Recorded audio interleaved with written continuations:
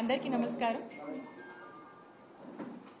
ఈ రోజున ఈ ప్రెస్ మీట్ నిర్వహించడానికి గల ముఖ్య ఉద్దేశం మరి ఈ రాష్ట్రంలో హెల్త్ కేర్కి సంబంధించి ఆరోగ్యశ్రీకి సంబంధించి ఆరోగ్యశ్రీ బిల్స్కి సంబంధించి మరి ఏ విధంగా ఈరోజు ఈ రాష్ట్రంలో పరిస్థితులు నెలకొన్నవి అనేటువంటిది మాట్లాడదామని ఈ ప్రెస్ మీట్ని కండక్ట్ చేయడం జరుగుతూ ఉంది. మనం చూసుకున్నట్టయితే ఏ దేశంలోనైనా ఏ రాష్ట్రంలోనైనా అట్మోస్ట్ టాప్ ప్రయారిటీ అనేది హెల్త్కి ఇవ్వడం అనేది జరుగుతుంది. ది సేమ్ టైం మన రాష్ట్రంలో కూడా 2019 నుంచి 2024 వరకు వైఎస్ జగన్మోహన్ రెడ్డి గారి నాయకత్వంలోని మా ప్రభుత్వంలో మరి ఏ విధంగా కాంప్రిహెన్సివ్ హెల్త్ కేర్ అనేది అందరికీ అందించడము, పేద ప్రజలకు మెరుగైన వైద్య సేవల్ని ఉచితంగా నాణ్యమైన వైద్య సేవల్ని మరి ఏ విధంగా డోర్ స్టెప్స్ వరకు కూడా ఇచ్చేటువంటి ఒక ఆలోచన చేయడం కానీ మరి దీన్ని అనేక ఇనిషియేటివ్స్ అనేక స్కీమ్స్ని తీసుకొచ్చి వీటిని ఇంప్లిమెంట్ చేయడం కానీ ఏ విధంగా మనం చేశాము అనేటువంటి విషయాలు కూడా మీ అందరితో కూడా పంచుకుంటాను. మీరు చూసినట్టయితే మరి ఆరోగ్యశ్రీ అనేటువంటి ఒక గొప్ప స్కీమ్ ఆనాడు ఆ దివంగత మహానేత డాక్టర్ వైఎస్ రాజశేఖర్ రెడ్డి గారు 2007లో ఈ రాష్ట్రంలోని పేద ప్రజలు కూడా వాళ్ళ పేదరికం వల్ల వాళ్ళ సిచ్యువేషన్స్ వల్ల వాళ్ళకి ఏదైనా ఒక హెల్త్ ఇష్యూ వస్తే అది వాళ్ళకి భారం అయిపోతుంది. ఆ బర్డన్ని ఆ పేదవాడు తట్టుకోలేడు. దానివల్ల అనేక ఇబ్బందుల పాలయ్యి దానివల్ల ఏ విధంగా ఆ కుటుంబం ఇబ్బందుల పాలై నష్టపోతుంది, ఏ విధంగా బాధపడుతుందని చెప్పి ఆ బాధ ప్రభుత్వం బాధ్యత అని భావించి ఆనాడు వైఎస్ రాజశేఖర రెడ్డి గారు ఆరోగ్యశ్రీ అనే ఒక పథకం తన మేధస్సులోంచి ఆలోచించి తీసుకొచ్చినటువంటి ఒక గొప్ప పథకం, వైఎస్ఆర్ గారి బ్రెయిన్ చైల్డ్ అని చెప్పి గర్వంగా చెప్పుకునేటువంటి ఒక పథకం. అప్పటి నుంచి ఇప్పటి వరకు కూడా ఈరోజు దేశం మొత్తం గుర్తించుకునేటువంటి ఒక పథకం, ప్రతి తెలుగువాడు కూడా గర్వంగా చెప్పుకునేటువంటి ఒక పథకం ఈ ఆరోగ్యశ్రీ పథకం అని చెప్పొచ్చు. మరి అలాంటి ఆరోగ్యశ్రీ పథకం అప్పుడు వైఎస్ఆర్ గారి హయాంలో మొదలై అప్పటి నుంచి కూడా అంచెలంచెలుగా కూడా ఏ విధంగా మరి జగన్మోహన్ రెడ్డి గారి ప్రభుత్వంలో మనము ఎంత గొప్పగా దీన్ని అమలు చేశామని మనం చెప్పొచ్చు. మరి ఆ మధ్యలో వచ్చినటువంటి ప్రభుత్వాలు కొంత వాళ్ళు ఏ విధంగా అంత ప్రయారిటీ ఇవ్వకపోవడం, ఏ విధంగా నిర్లక్ష్యం చేశారు అనేటువంటి విషయాల్ని కూడా మరి గత ప్రభుత్వాల్లో మనం చూసాం. మరి మనము జగనన్న ప్రభుత్వంలో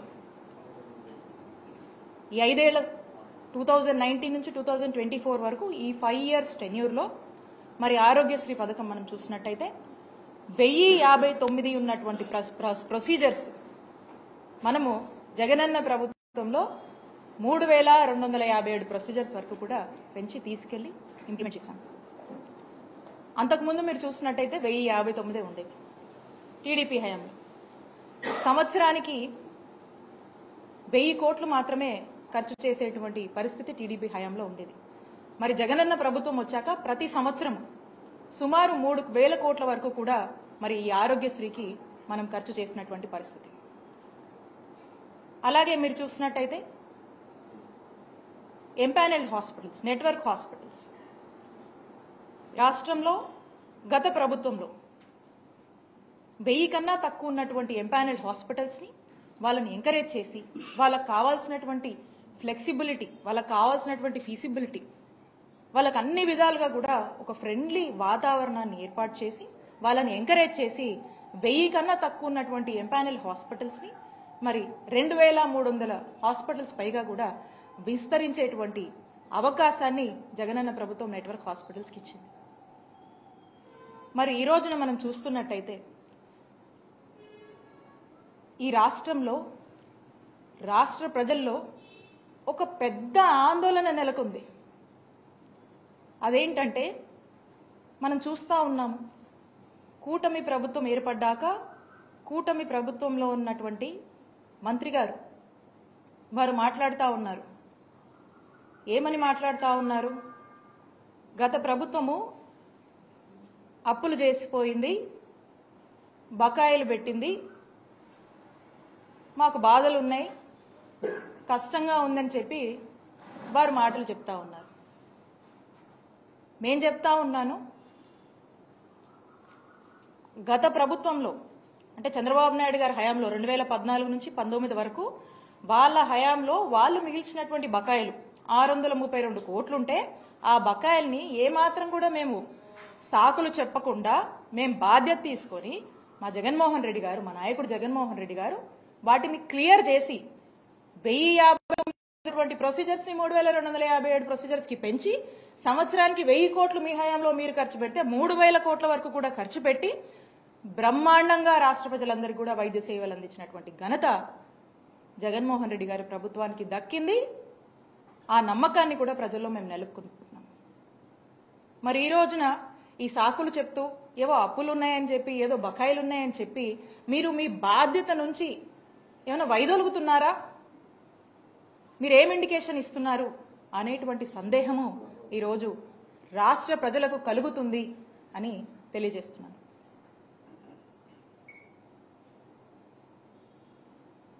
ఈ రోజున మీరు చూసినట్టయితే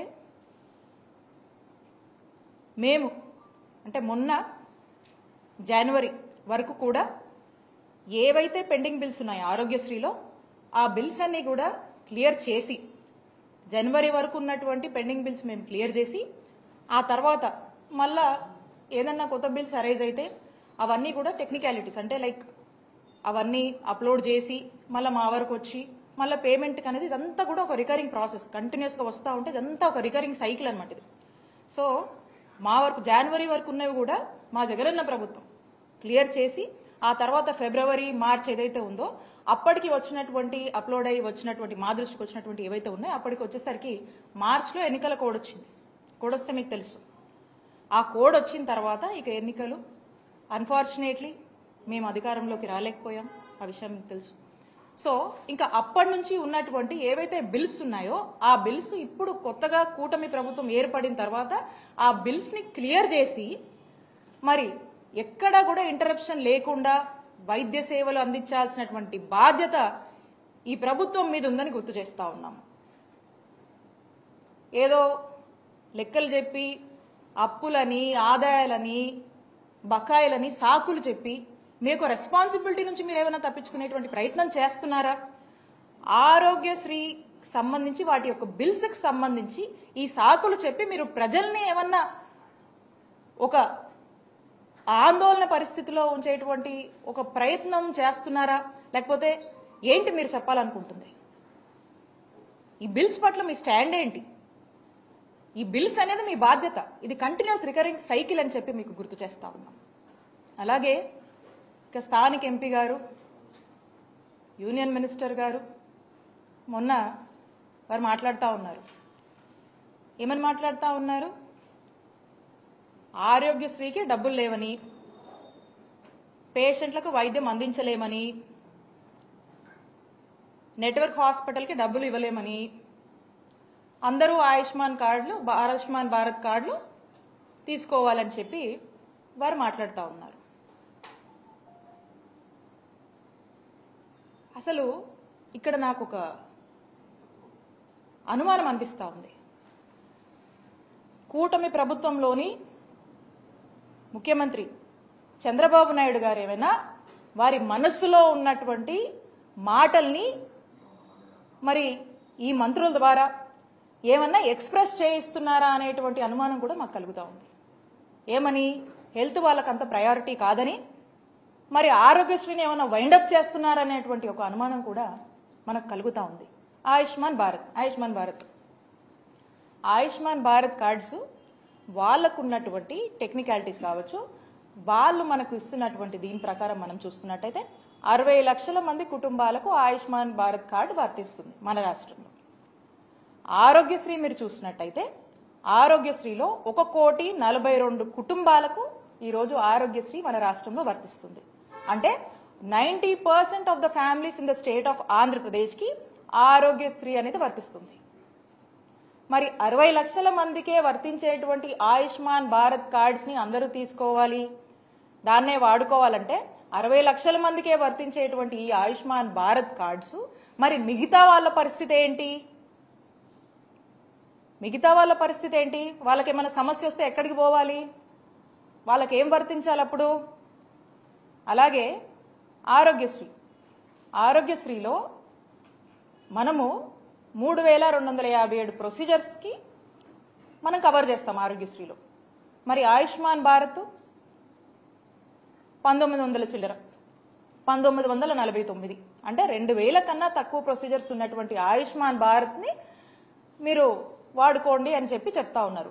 మరి ఈ 3257 ప్రొసీజర్స్ మనం ఆరోగ్యశ్రీలో కవర్ చేస్తున్నటువంటి ఈ మిగతా ప్రొసీజర్స్ అంటే ఈ 2000కు పైగా ఉన్నటువంటి మన దగ్గర ఉన్నటువంటి ఆరోగ్యశ్రీలో ఉన్నటువంటి 3257 ప్రొసీజర్స్ లో ఉన్నటువంటి ప్రొసీజర్ ఏదన్నా ఈ రాష్ట్ర ప్రజలకు అవసరం అయితే ఎక్కడికి పోవాలి? ఎవరు బాధ్యత తీసుకుంటారు? ఎవరు బాధ్యత వహించాలి? అలానే ఆరోగ్యశ్రీ పరిధి 5 లక్షలు ఉన్నటువంటి ఆరోగ్యశ్రీ పరిధిని మా ముఖ్యమంత్రి గారు ఏ పేదవాడికి ఈ రాష్ట్రంలో భారం అవ్వకూడదు, ఎవ్వరికి కూడా అవుట్ ఆఫ్ పాకెట్ ఎక్స్పెండిచర్ అవ్వకూడదు అని చెప్పి ఒక ముందు చూపుతో ఒక గొప్ప ఆలోచన చేసి ఆ కుటుంబంలో ఆ పేదవాడికి ఆ కష్టం వస్తే నాది బాధ్యత అని చెప్పి జగన్మోహన్ రెడ్డి గారు ఆ బాధ్యత తీసుకొని 5 లక్షలు ఉన్నటువంటి పరిధిని 25 లక్షల వరకు కూడా పెంచినటువంటి ఘనత జగన్మోహన్ రెడ్డి గారి ప్రభుత్వానికి దక్కింది. దాన్ని మేము అమలు చేశాం. మరి ఈ రోజున ఆయుష్మాన్ భారత్ మీరు చూసినట్టయితే 5 లక్షల వరకే ఇస్తుంది లిమిట్. మరి ఏదైనా ఒక ప్రజలకి ఆ ప్రొసీజర్కి లిమిట్ ఎక్సీడ్ అయితే 5 లక్షల కన్నా మించి ఎక్సీడ్ అయితే ఎక్కడికి పోవాలి? ఎవరిని అడగాలి? ఎవరు బాధ్యత తీసుకుంటారు?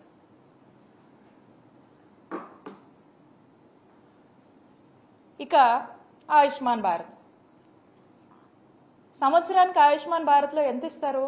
బడ్జెట్ సుమారు 300 కోట్లు సంవత్సరానికి ఇస్తారు. ఆరోగ్యశ్రీ బడ్జెట్ ఎంత? సంవత్సరానికి ఎంత ఖర్చు చేస్తాం మనము? 3000 కోట్లు ఖర్చు చేస్తాం. 3000 ఈ సంవత్సరం అయితే 3500 కోట్ల వరకు కూడా మనం ఖర్చు చేస్తూ ఉన్నాం. అంటే 10% ఆఫ్ ఆరోగ్యశ్రీ ఆయుష్మాన్ భారత్లో వాళ్ళు ఇస్తున్నారు. 300 crores ఎక్కడ? 3000 crores ఎక్కడ? 3000+ crores ఎక్కడ? ఈ సంవత్సరం మనం ఇస్తున్నటువంటి 3500 crores ఎక్కడ? మరి ఇదంతా ఎవరు బేర్ చేయాలి? 10% కవర్ చేస్తే మరి 90% ఏమైపోవాలి? ఈ ప్రజలు ఏమైపోవాలి? ఈ ప్రజల యొక్క హెల్త్ ఏదైనా ఇబ్బందులు వస్తే వాళ్ళ ఆరోగ్య బాధ్యత ఎవరు తీసుకుంటారు? తీసుకోవాల్సిన బాధ్యత ఎవరి మీద ఉంది? ఆ బాధ్యత మీది కాదా? ప్రభుత్వంగా ఆ బాధ్యత మీది కాదా? ఆ బాధ్యత ఖచ్చితంగా మీదే. కోవిడ్ లాంటి సిచ్యువేషన్లో అనేక ఇష్యూస్ ఉన్న, అనేక క్రైసిస్ నడుస్తున్నటువంటి సమయంలో కోవిడ్ని కూడా ఆరోగ్యశ్రీలోకి పరిధిలోకి తీసుకొచ్చినటువంటి ఘనత జగన్మోహన్ రెడ్డి గారికి దక్కుతుంది. దేశమంతా కూడా ఈ పాండమిక్ వల్ల అనేక ఇబ్బందులు పడుతున్నప్పుడు కూడా మన రాష్ట్రంలోని ప్రజల్ని కంటికి రెప్పలా కాపాడుకున్నటువంటి నాయకత్వం వహించినటువంటి నాయకుడిగా జగన్మోహన్ రెడ్డి గారికి ఈ రాష్ట్ర ప్రజల్లో ఆ యొక్క గుర్తింపు ఉంది.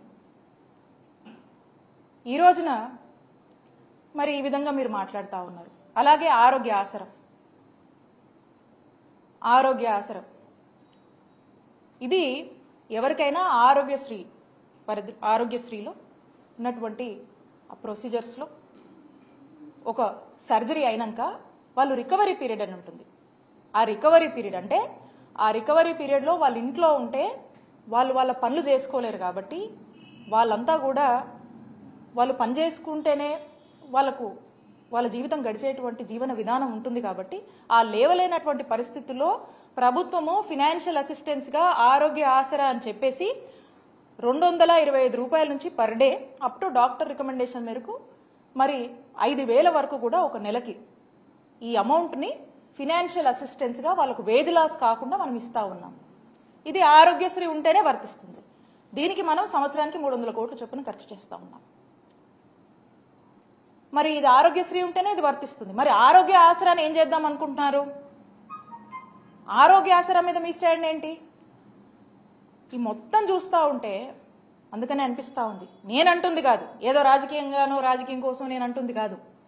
ఇవన్నీ కూడా మేము చేశాం, మనసు పెట్టి చేశాం. ఒక మనసున్న నాయకుడు ఈ రాష్ట్ర ప్రజలకు ఏ కష్టం వచ్చినా కూడా అది నా బాధ్యత, ఏ పేదవాడు ఒక ఆరోగ్య సమస్యతో ఇబ్బంది పడినా అది నా బాధ్యత అని భావించి జగన్మోహన్ రెడ్డి గారు నిరంతరం పరితపించి ఎంత కష్టమైనా సరే అనేక ఇష్యూస్ ఉన్నా ప్రయారిటీస్ ఇంకా ఉన్నా కూడా ఏదైతే ఇందాక మనం మాట్లాడుకున్నామో ఏ దేశానికైనా హెల్త్ అనేది ఒక టాప్ మోస్ట్ ప్రయారిటీ అని, కానీ మన ఆంధ్రప్రదేశ్ రాష్ట్రంలో జగనన్న ప్రభుత్వానికి ఒక టాపెస్ట్ ప్రయారిటీగా భావించి పేద ప్రజల ఆరోగ్యం కోసం ఎక్కడ కాంప్రమైజ్ కాకుండా ఏ రోజు ఏ సిచ్యువేషన్ అయినా కూడా వాటిని బేర్ చేస్తూ ఎక్కడ కూడా హెల్త్కి తగ్గించకుండా మరి ముందుకు నడిపినటువంటి విధానం ఈ రాష్ట్ర ప్రజలకు తెలుసు.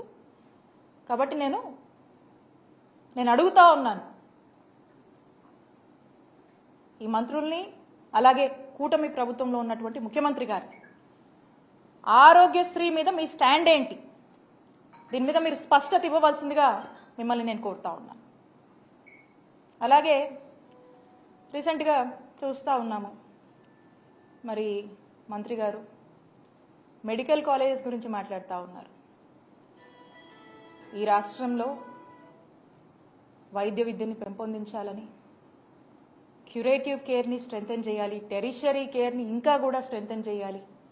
ఈ రాష్ట్రంలోని ప్రజలు ఏ ఆరోగ్య పరిస్థితి వచ్చినా ఇతర రాష్ట్రాలకు వెళ్లకుండా ఇక్కడే ఒక మంచి వైద్య సేవలు అందించాలి అంటే వైద్య విద్యను మనము పెంపొందించాలి, వైద్య విద్యను మనము స్ట్రెంథెన్ చేయాలి అనే ఒక గొప్ప ఆలోచనతో ప్రతి జిల్లాకి ఒక మెడికల్ కాలేజెస్ని తీసుకురావాలనేటువంటి ఒక గొప్ప ఆలోచన చేసి మొట్టమొదటిసారిగా ఈ రాష్ట్ర చరిత్రలో 17 కొత్త గవర్నమెంట్ మెడికల్ కాలేజెస్ని మన రాష్ట్రానికి తీసుకురావాలనేటువంటి ఒక గొప్ప ఆలోచన, సుమారు 8,500 కోట్ల ఖర్చుతో ఈ మెడికల్ కాలేజెస్ని తీసుకురావాలని చెప్పి శ్రీకారం చుట్టినటువంటి ఘనత జగన్మోహన్ రెడ్డి గారికే దక్కుతుంది. మరి ప్రభుత్వం వచ్చిన నాటి నుంచి కూడా ఈ మెడికల్ కాలేజ్ తీసుకురావాలంటే మీ అందరికీ కూడా తెలిసే ఉంటుంది. ఒక మెడికల్ కాలేజ్ తీసుకురావాలంటే ఒక ఓవర్ నైట్ గా మనం చేసేది కాదు. ఇది దీనికంటూ కొన్ని ప్రొసీజర్స్ ఉన్నాయి, దీనికంటూ కొంచెం టైం టేకెన్ ప్రాసెస్ ఉంటుంది, దీనికంటూ ఒక హాస్పిటల్ కావాలి, దీనికంటూ కొన్ని కండిషన్స్ ఉంటాయి. సో కాబట్టి ఇవన్నీ ఏమి అనుకోగానే అయిపోయేటువంటి పరిస్థితి కాదు. అయినప్పటికీ ఒక ప్రాపర్ యాక్షన్ ప్లాన్ ముఖ్యమంత్రి గారు వేసి ఫేజ్డ్ మేనర్లో కూడా ఒక 3 phases కింద ఈ 17 గవర్నమెంట్ మెడికల్ కాలేజెస్ని మేము డివైడ్ చేసుకుని ఆ టార్గెట్ పెట్టుకుని టార్గెట్ రీచ్ అయ్యేలాగా కూడా మేము మా అధికారులను కూడా పనిచేసినటువంటి పరిస్థితి. మరి ఈ ఫస్ట్ ఫేజ్లో మనం చూసినట్టయితే 5 మెడికల్ కాలేజెస్ అనుకున్నాం. 2023 to 24 ఒక 5 కాలేజెస్ అనుకున్నాం. ఆ 5 కాలేజెస్ ఏవైతే ఏం చేశామో దాని తగ్గట్టుగా ఆ 5 కాలేజెస్ని తీసుకొచ్చాము, ఇనాగరేట్ చేశాము, ప్రారంభించాము, ఒక బ్యాచ్ కూడా అయిపోయింది. ఆ నెక్స్ట్ ఫేజ్, సెకండ్ ఫేజ్ ఏదైతే ఉందో ఇది 24 to 25 ఈ బ్యాచ్ అంటే రేపు ఆగస్ట్ సెప్టెంబర్లో ప్రారంభం అవ్వాల్సినటువంటి పరిస్థితి. మరి రేపు 5 కాలేజీలు ప్రారంభం అవ్వాల్సినటువంటి యాక్షన్ ప్లాన్ మేము వేసాం, దాని తగ్గ స్టెప్స్ మేము తీసుకున్నాము, దానికి సంబంధించినటువంటి ఇన్ఫ్రాస్ట్రక్చర్ మేము వేయడం జరిగింది. అట్ ది సేమ్ టైం దానికి కావాల్సినటువంటి రిక్రూట్మెంట్స్ అవన్నీ కూడా మేము ప్రారంభించడం జరిగింది. మేము కొంత చేశాము, కొంత చేయాల్సింది ఉంది. ఇప్పుడు మరి మెడికల్ కాలేజ్ పరిస్థితి ఏంటో మనకు అర్థం కావట్లేదు. ఈ ఫేజ్కి రావాల్సినటువంటి రేపు ప్రారంభం కావాల్సినటువంటి ఈ 5 మెడికల్ కాలేజెస్ల పరిస్థితి ఏంటి, దానిపై మీ స్టాండ్ ఏంటి మనకు తెలియట్లేదు. దీని మీద స్పష్టత ఇవ్వాల్సినటువంటి అవసరం ఈ ప్రభుత్వానికి ఉంది. ఆ తర్వాత వచ్చే 7 మెడికల్ కాలేజ్ వాటి పరిస్థితి ఏంటి, దాని మీద మీ స్టాండ్ ఏంటి? ఏదో ఇప్పుడు ఈ మెడికల్ కాలేజ్ చేస్తే, ఈ మెడికల్ కాలేజ్ని తీసుకొస్తే ఆ మంచి పేరు జగన్మోహన్ రెడ్డి గారికి వస్తుందేమో అనేటువంటి ఒక ఆలోచన ఏమైనా ఉందేమో నాకు తెలియదు. ముందు చూపు లేకుండా మెడికల్ కాలేజ్ కోసము ఆలోచన చేసి మరి ముందు చూపు లేకుండా జగన్మోహన్ రెడ్డి గారి ఆలోచన చేసి వెళ్తున్నారని చెప్పి మరి మంత్రి గారు మాట్లాడుతూ ఉన్నారు. ముందు చూపు లేకుండా ఏమీ ఆలోచన చేయలేదు. ముందు చూపు ఉంది. ఈ రాష్ట్ర ప్రజల కోసం కమిట్మెంట్ ఉంది. ఈ రాష్ట్రంలో అనేక మంది డాక్టర్ అవ్వాలనుకునేటువంటి విద్యార్థుల పట్ల బాధ్యత ఉంది. ఎంతో ఆశగా ఎదురు చూస్తున్నటువంటి ఆ తల్లిదండ్రుల పట్ల బాధ్యత ఉంది కాబట్టే ఈ యొక్క గొప్ప ఆలోచనలు చేశాం. ఒక మంచి మెరుగైన వైద్య సేవలు మన రాష్ట్రంలో అందించాలి, వాళ్ళ ప్రాంతానికి దగ్గరగా అందించాలి. ఎంతో మంది డాక్టర్స్ ని మనం తయారు చేయాలి. ఏదో మన రాష్ట్రానికే కాదు, మన దేశానికి, ఇతర దేశాలకు కూడా ఈ డాక్టర్లు సేవ చేయాలి అనేటువంటి ఒక గొప్ప ఆలోచనతో మనం ఇక్కడ డాక్టర్లని తయారు చేయాలి అనేటువంటి ఆలోచనతో ఒక మెడికల్ కాలేజ్ పెడితే ఒక డాక్టర్సే కాదండి, అనేక బెనిఫిట్స్ ఉంటాయి. ఆ ప్రాంతంలో మంచి వైద్య సేవలు అందించవచ్చు, ఆ ప్రాంతంలో ఎంప్లాయ్మెంట్ ఆపర్చునిటీస్ వస్తాయి, ఆ ప్రాంతం అభివృద్ధి చెందుతుంది. ఇలాంటి ఒక గొప్ప ఆలోచనతో మన ముఖ్యమంత్రి గారు ఆ రోజున జగన్మోహన్ రెడ్డి గారు అడుగులు వేస్తే మరి ముందు చూపు లేదు, ఎట్లా పడితే అట్లా చేశారు అని చెప్పి మాట్లాడుతూ ఉన్నారు. ఇక్కడ మరి మీరు ఎందుకు చేయలేకపోతా ఉన్నారు? మీ ప్రయారిటీ ఏంటి? మీ ప్రయారిటీ ఇది కాదా? ఇప్పటికి కూడా మాకు అర్థం కావట్లేదు. ఈ కాలేజ్ స్టేటస్ ఏంటి, దీని మీద మీ యాక్షన్ ప్లాన్ ఏంటి అనేది ఈ ప్రభుత్వాన్ని స్పష్టత ఇవ్వవలసిందిగా మేము కోరుతా ఉన్నాము. అలానే లాస్ట్ ఇయర్ కేంద్రము ఒక పబ్లిక్ నోటీస్ ఇచ్చింది. ఏమనంటే ఒక లిమిట్ అనేది ఒక 10 లక్షల జనాభాకి ఒక 100 సీట్లే ఉండాలి అని చెప్పి ఒక నోటీస్ ఇచ్చింది. ఆ నోటీస్ ఇచ్చినప్పుడు అప్పటికే మనము ఈ మెడికల్ కాలేజ్ గురించి మనం ప్రభుత్వంలోకి వచ్చినప్పటి నాటి నుంచి ఆలోచన చేసి దీనికంటూ కొంత ఇన్ఫ్రాస్ట్రక్చర్ చేసి దీనికి సంబంధించినటువంటి పనులన్నీ కూడా మనం ప్రారంభించున్నాం.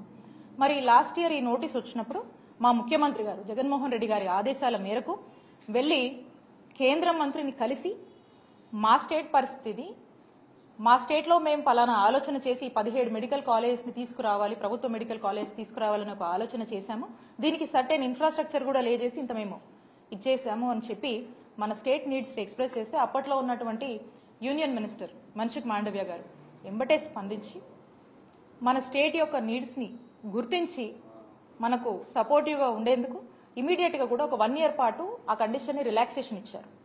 ఆ రిలాక్సేషన్ ఇచ్చిన నాటికి ఆల్రెడీ మనం ఒక బ్యాచ్ కూడా మనది స్టార్ట్ అయిపోయింది. అంటే 5 కాలేజ్ మనం ప్రారంభించాం, స్టార్ట్ అయిపోయింది. ఈ నెక్స్ట్ కాలేజ్ కోసం మనం రిలాక్సేషన్ కూడా తెచ్చుకున్నాం.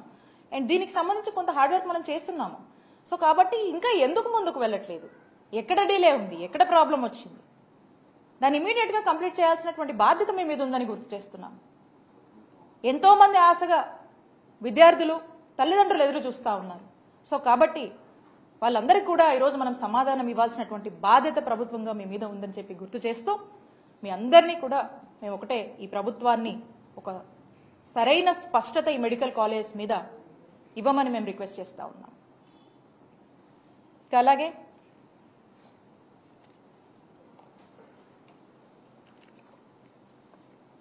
ఈ రాష్ట్రంలో రూరల్ ఏరియాస్ అన్నిట్లో, రిమోట్ ఏరియాస్, ట్రైబల్ ఏరియాస్లో, మారుమూల ప్రాంతంలో అన్ని చోట్ల కూడా ఒక మెరుగైన వైద్య సేవలు మరి వారి యొక్క డోర్ స్టెప్స్ దగ్గర ఇవ్వాలి, ఆ గ్రామాల్లోనే ఇవ్వాలి అనేటువంటి ఒక గొప్ప ఆలోచన చేసి జగన్మోహన్ రెడ్డి గారు ఒక నావల్ ఇనిషియేటివ్స్కి మరి శ్రీకారం చుట్టి ఫ్యామిలీ డాక్టర్ ప్రోగ్రామ్ని ఇంట్రడ్యూస్ చేసినటువంటి పరిస్థితి.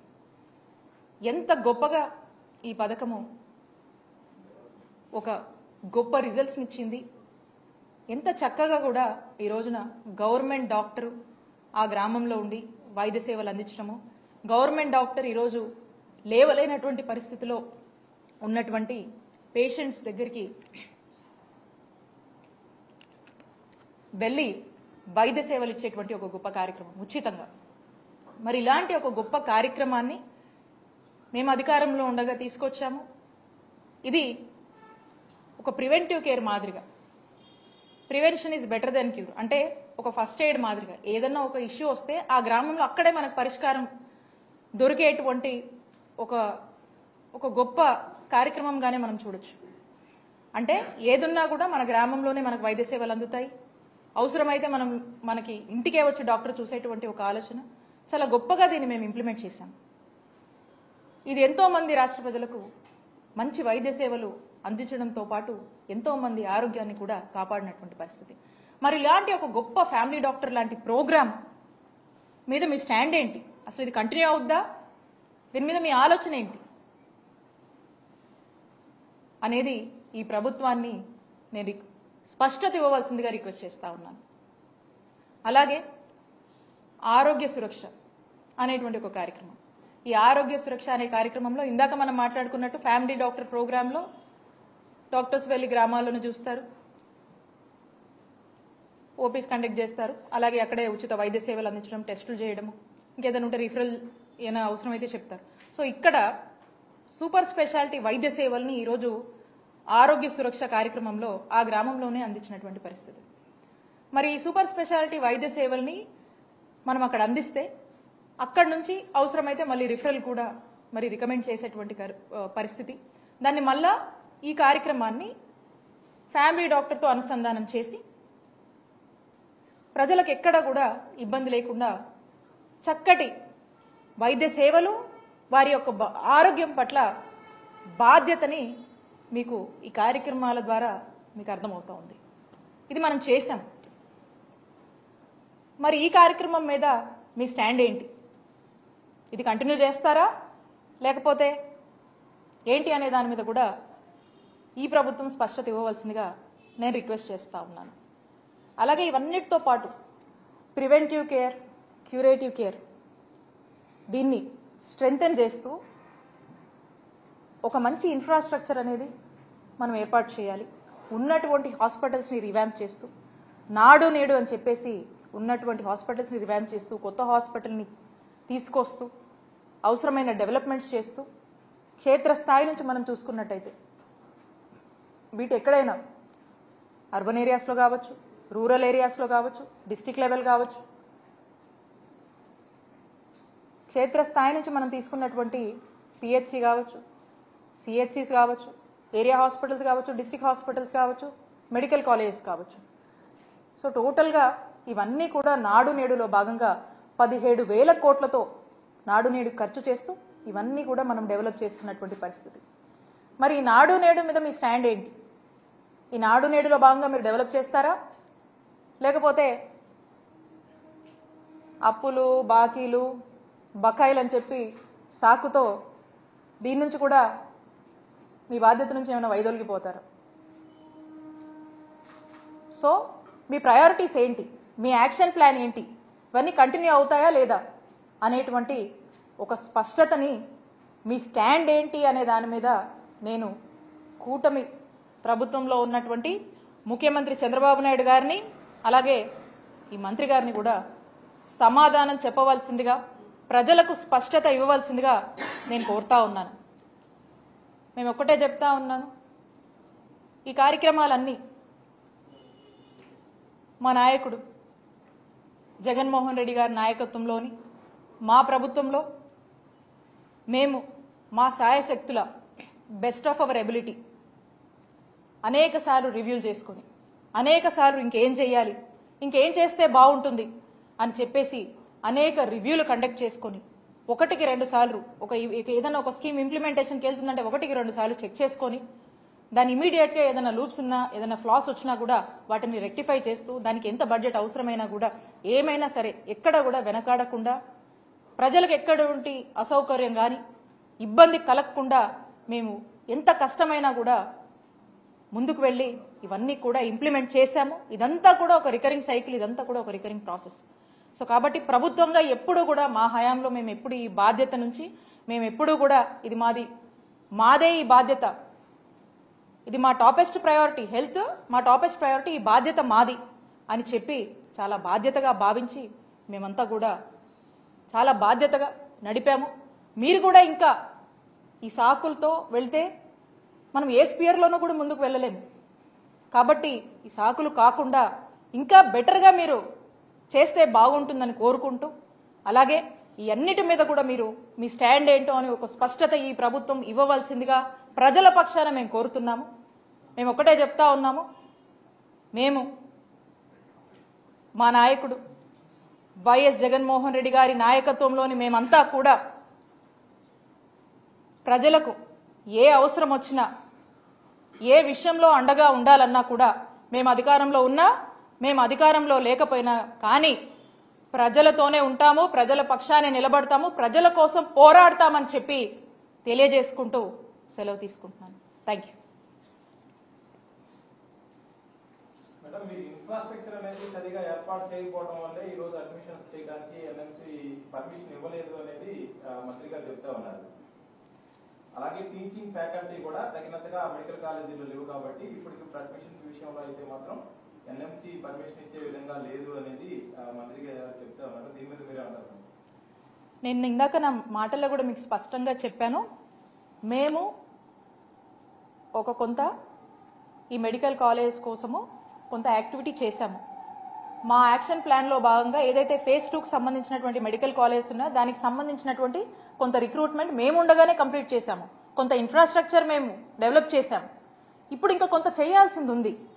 ఆ చేయాల్సిన దాని మీద ఏమైంది, దాని మీద మీ యాక్షన్ ప్లాన్ ఏంటి, ఈ పాటికి అయిపోయి ఉండాల్సింది. మరి దానికి గల కారణాలు ఏంటి, దాని మీద మీ స్టాండ్ ఏంటి, అసలు మెడికల్ కాలేజ్ మీద మీ స్టాండ్ ఏంటని ఒక స్పష్టత ఇవ్వవలసిందిగా మేము కోరుతా ఉన్నాము. 0 వేకెన్సీ పాలసీ పెట్టుకుని దేశానికి ఆదర్శంగా రిక్రూట్మెంట్స్ చేసినటువంటి ఘనత జగనన్న ప్రభుత్వానికి దక్కింది. మిగతా స్టేట్స్లో వాళ్ళు కూడా ఇంత పెద్ద ఎత్తున మీరు రిక్రూట్మెంట్స్ ఎలా చేశారు అని చెప్పి మన స్టేట్కి వచ్చి అందరూ కూడా కొన్ని టీమ్స్గా వచ్చి మమ్మల్ని కూడా కలిసి మరి చాలా మంది ఒక రీసెర్చ్ మాదిరిగా కూడా వచ్చి తెలుసుకొని పోయినటువంటి పరిస్థితి. ఒక పద్ధతి కాదు, 2 పద్ధతులు కాదు, దాదాపు 11 నుంచి 13 రకాలటువంటి మాడ్యూల్స్ని మేము ఫిక్స్ చేసుకొని ఎంచుకొని రకరకాల మోడల్స్లో మేమంతా కూడా ట్రై చేసి ఈ రిక్రూట్మెంట్స్ని చాలా చక్కగా చాలా పెద్ద ఎత్తున కూడా ఈ రిక్రూట్మెంట్స్ చేసినటువంటి ఘనత జగనన్న ప్రభుత్వానికి దక్కిందని నేను గర్వంగా చెప్తాను. అండ్ మీరు అన్నట్టు మెడికల్ కాలేజ్ సంబంధించింది కూడా మేము ఆల్రెడీ చేశాము. ఇప్పుడు ఏమైతుంది, ఈ ల్యాగ్ ఏంటి, ఈ సంవత్సరం ఈ 5 మెడికల్ కాలేజ్ అందుబాటులోకి వస్తాయా రావా, తెస్తున్నారా తేవట్లేదా, ఏమైంది, ఎక్కడ డిలే అయింది, దీని మీద మీకు స్పష్టత ఇవ్వవలసిందిగా కోరుతా ఉన్నాం.